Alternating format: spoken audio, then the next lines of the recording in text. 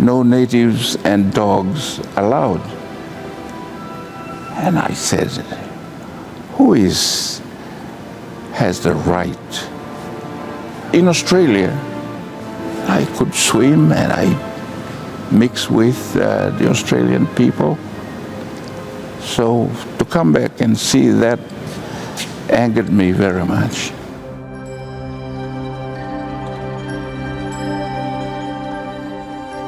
Sir John Kaputin, thank you so much for joining me here at this place. As we take a look back to the 1970s, what was the mood like in Papua New Guinea in the lead up to independence? It's totally different from what it is today. By way of example, this beach, Ella Beach, we were not allowed. Natives and dogs were not allowed. This was preserved for the white people.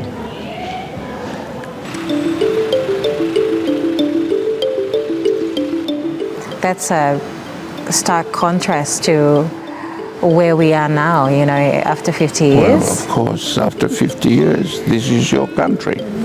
Nobody can tell you that you belong in the category with dogs. And so, apart from that sign alone, what really drove your involvement in the independence movement? I was extremely angry at the racist attitude and set in policies by the Australian people.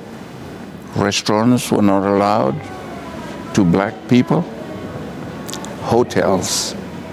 In fact, it was my first meeting with our first Prime Minister, Sir Michael Somare. He was a teacher in Madang. When I was picked to be in the Papua team playing against my own territory, New Guinea, in the Inter-Territory Rugby League Championship. I was good enough to be picked to play for Papua, but when I got there, I had nowhere to stay. And so they called the school where Sir Michael was teaching as a young teacher, and he said, sure, send my brother here, he can stay with me. So that's where the beginning of our political association began. We were in the first group of Papua New Guineans to go through this administrative college of Port Moresby. Sir Michael was in the second group.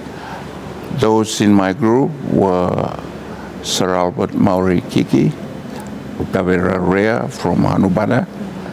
It was a very good opportunity to start develop our friendship and, of course, future relationship in politics. In 1952, the Australian colonial administration, I suppose, instructed by Canberra, to start a scholarship scheme which enables some of us to go to Australian schools. So by extension, some of us turn up at the administrative college. We were involved in a lot of protest marches here in Port Moresby, especially on Ella Beach. We were objected, one, to the racist policies by Australia, and which was reflected in the two-wage system, one for the blacks, one for the white. And that was very abusive, and some of us did not like.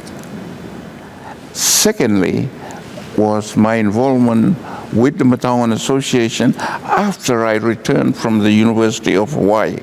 And there I had been involved in various protest marches, you know, the civil rights movement, a struggle for the rights of the black people in America. What was the goals, the key goals that you and the association were striving for? We hear of the Mataungan Association. It's a movement for political independence. What is this? My people are not animals. They're human beings. And It was the only thing that was going for us at the time. All these other leaders hop on board of the Mataungan movement. For all that you and your people have done for us,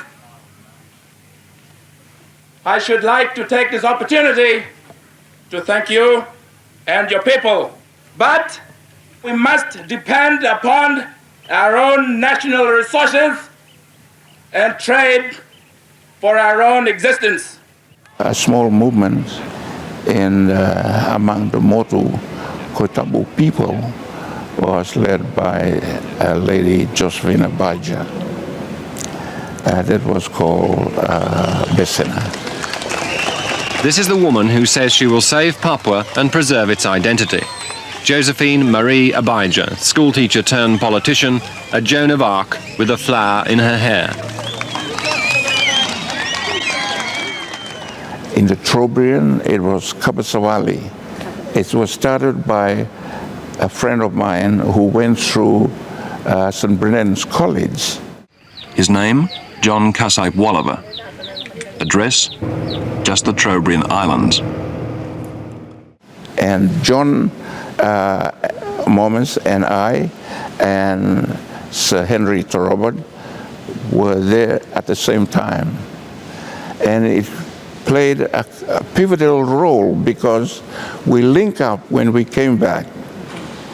John became the member for Bougainville. John and I had formed the Melanesian Alliance. I was a close friend of Sir Michael, but politically we were different from Pango.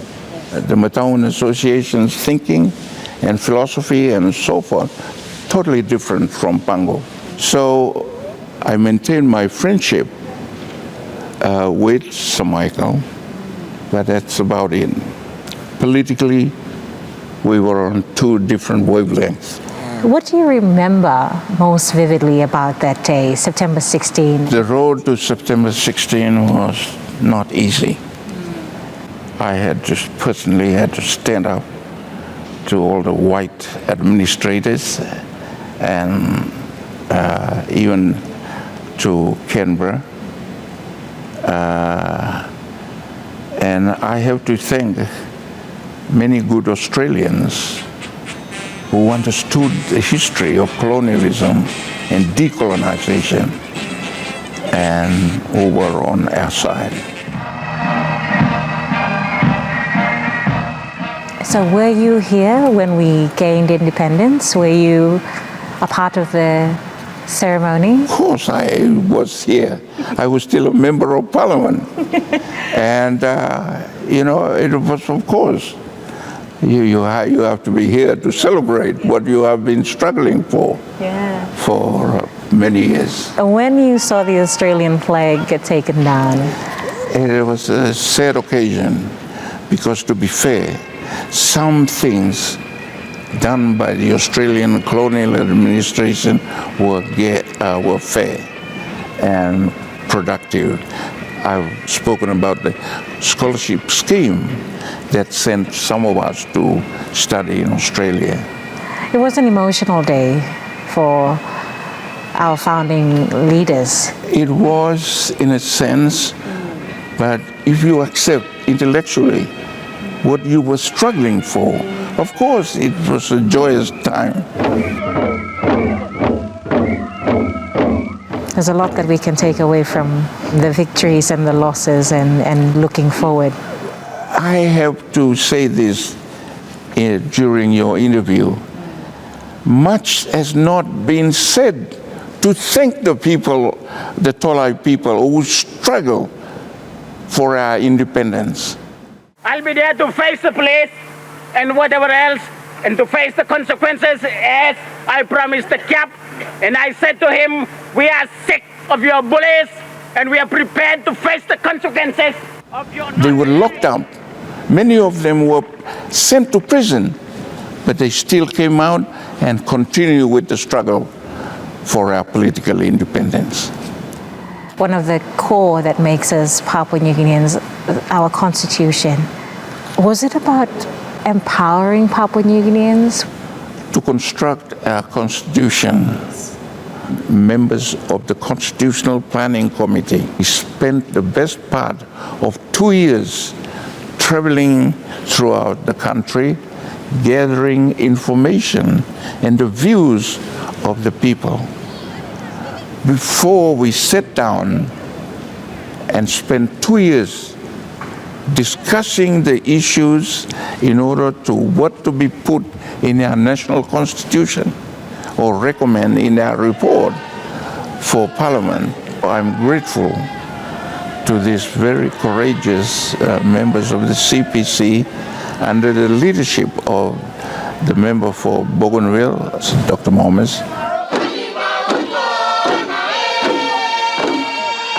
Papua New Guinea ways. Why did we, from your perspective, why did we feel it was so important to have that included in the Constitution? You have to base your future on something. If you just copy from other people, what is that? What is the strength of that for our future? We had to spend 3 months touring the country, hearing, sitting and listening in the villages, listening to our own people. The opportunity to see the difficulties that our people were going through, the lack of facilities in terms of health and education in some of the remotest part of the country.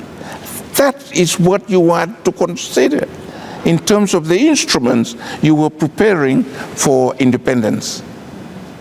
How to deal with those deficiencies. Have we achieved what you and our founding fathers set out to do in 1975? We have a long way to go to address the low rate of economic growth versus the high rate of population increase. We started off 50 years ago with 2.5 million people. Now I believe we are in the region of 10 to 17 million. When you're looking back, what are you most proud of from that time in your life? We have achieved a lot in terms of education, but we have to accept that we've got a lot more on our plate.